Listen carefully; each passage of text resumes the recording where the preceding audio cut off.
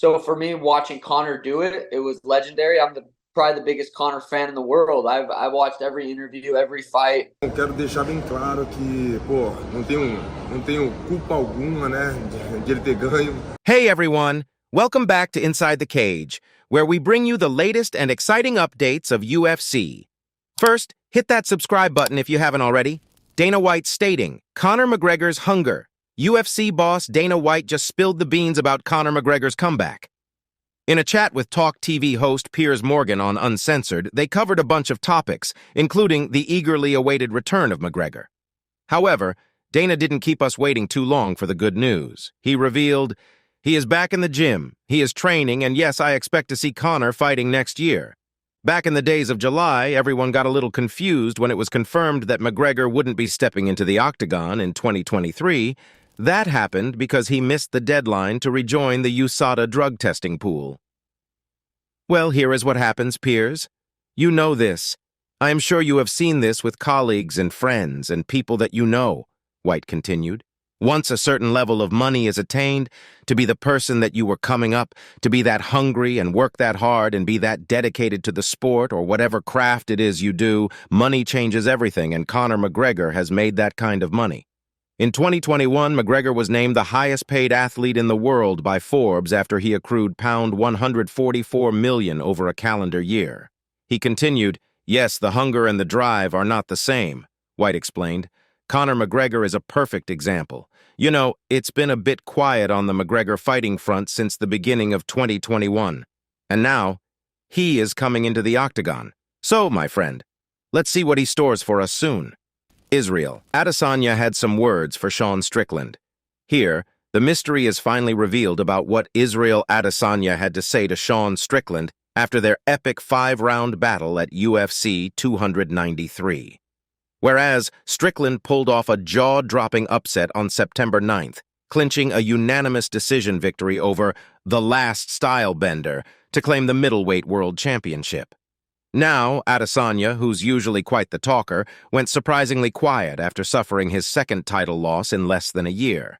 But man, he did have some words for Sean Strickland right there in the octagon, right after the final bell rang.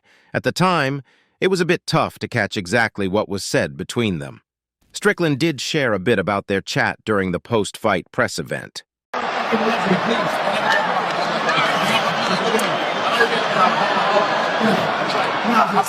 That's no bullshit, so please. I would never put your family I'd never put your family into this. Come on, let's go. You know, a big chunk of the hype leading up to that middleweight title fight was centered around this viral video of Adesanya doing something pretty questionable with his dog. Certainly, Strickland didn't miss a chance to poke fun at it, dubbing it puppy and suggesting Adesanya was getting a bit too cozy with his furry companion. Later on, Adesanya shared that the dog in question had sadly passed away, and it was pretty clear that Strickland's comments had hit a nerve with the two-time champ. But here's the twist in the story. In the video, we can see Sean Strickland apologizing for those remarks and showing nothing but respect to the former champion during their short interaction after the fight. Quite interesting. What's next for TKO Group Holdings? Next is the latest buzz. TKO Group Holdings is thinking about diving into the world of boxing. Surely they've got their fingers in all sorts of pies, from MMA to pro wrestling, and now they're eyeing boxing.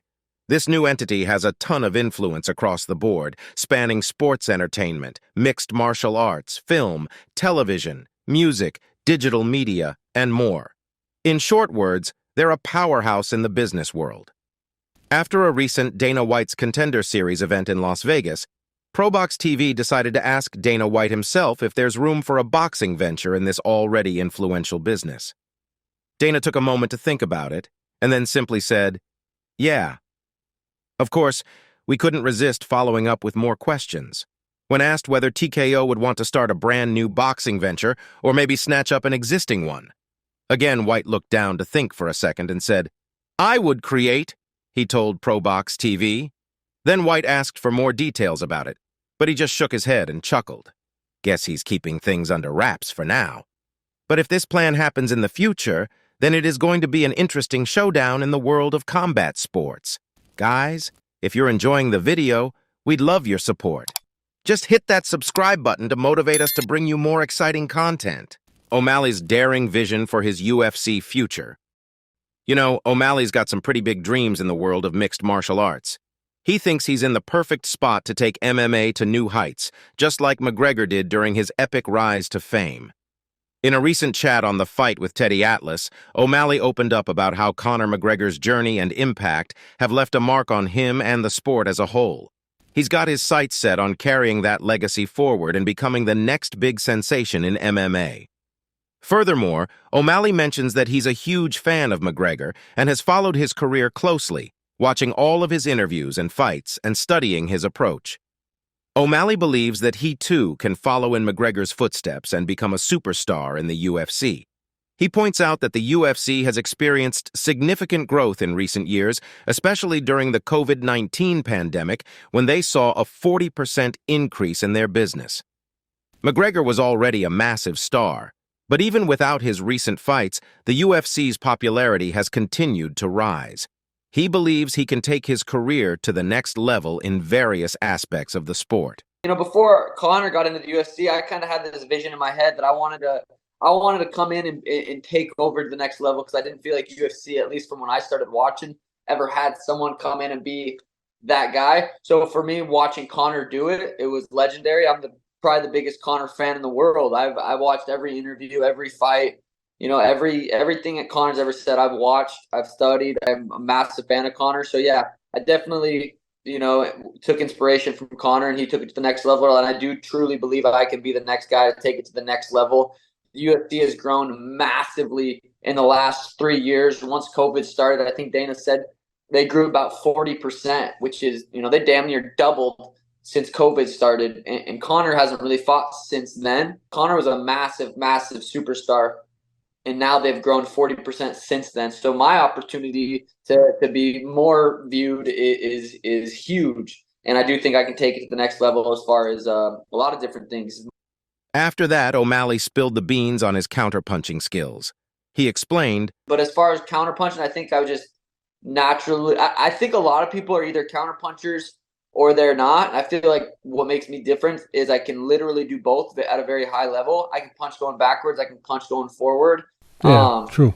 But yeah, I agree. Conor definitely is one of the nicest counterpunchers, and I've definitely taken a little influence from it. So it is clear to say that it is a mixture of talent and a little bit of Irish inspiration. What do you think? A hidden agenda in Sean Strickland's UFC 293 win.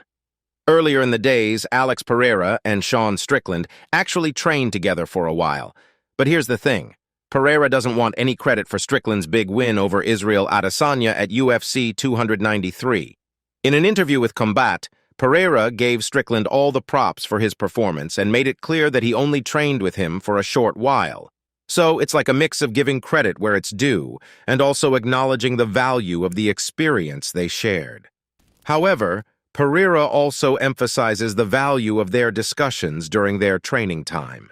He thinks that those conversations not only helped Strickland in this fight, but will continue to benefit him in his future career. Overall, it's a mutual respect and recognition of the positive influence they've had on each other, even in their relatively short time together. Quero deixar bem claro que, pô, não tenho culpa alguma, né, de ele ter ganho. Pô, é mérito total dele, porque é um cara dedicado, é um cara ali de um estilo ali que ele conseguiu mostrar muito agora com o Adesanya. Então, mérito total dele, eu não tenho nada a ver com isso. Os dias que ele passou lá treinando comigo, a gente treinou muito pouco, mas a gente teve boas conversas que pode ter feito diferença, né? Assim, não só nessa luta, mas para a área, né? Para a profissão dele, assim como para mim também, né? Com certeza o que ele me falou, eu tenho guardado aqui e, pô, eu sempre vou estar aí colocando em prática. Now here's the question for you. Did you guys spot any of Alex Pereira's trademark moves in Sean Strickland's fight against Adesanya during the showdown of UFC 293? We are waiting for your response in the comments section. All right, guys, that's all for today. Don't forget to like and subscribe to our channel. See you at the next one. Until then, goodbye.